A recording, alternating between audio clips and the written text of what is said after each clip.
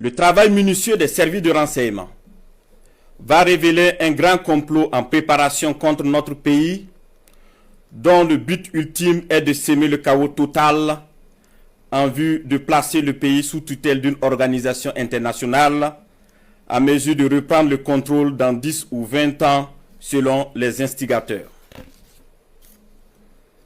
Des informations sensibles ont été passées aux terroristes en vue d'accentuer les attaques contre les forces combattantes et les civils dans le but de susciter la révolte contre les autorités.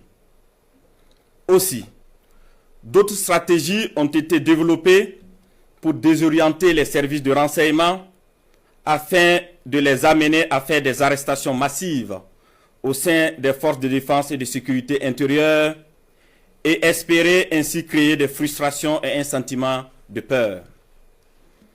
La manipulation est menée également à travers des messages diffusés pour susciter injustement certains et d'autres messages envoyés à des chefs de corps pour leur faire peur en indiquant qu'ils seront arrêtés car étant sur une soi-disant liste noire. Des leaders religieux et coutumiers ont été sollicités pour convaincre certains officiers de s'engager dans cette mission funeste. Ce fut le cas malheureusement du capitaine Ouédraogo René David, en fuite actuellement. Dans le même ordre d'idée, des VDP ont été contactés pour démoraliser leurs camarades et de l'argent leur a été envoyé pour cette basse besogne. Tous ces stratagèmes perfides ont été développés dans le seul but de déstructurer l'armée et semer le chaos. Les services de renseignement ont suivi la manœuvre qui devrait aboutir, selon le plan des comploteurs terroristes, le mercredi 16 avril 2025, à un assaut sur la présidence du Faso par un groupe de soldats recrutés par les ennemis de la nation.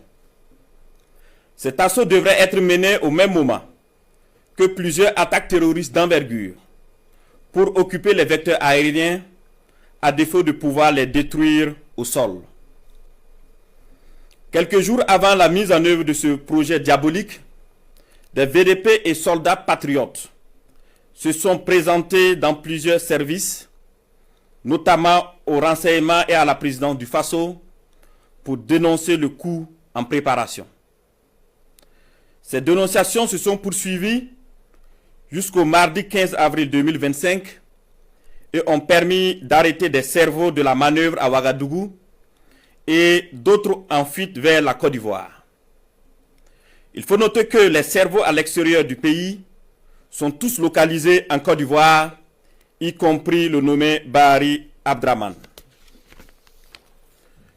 Le complot se poursuit activement depuis leur centre des opérations à Abidjan, avec pour objectif de semer le chaos au Burkina Faso avant le mois de juin.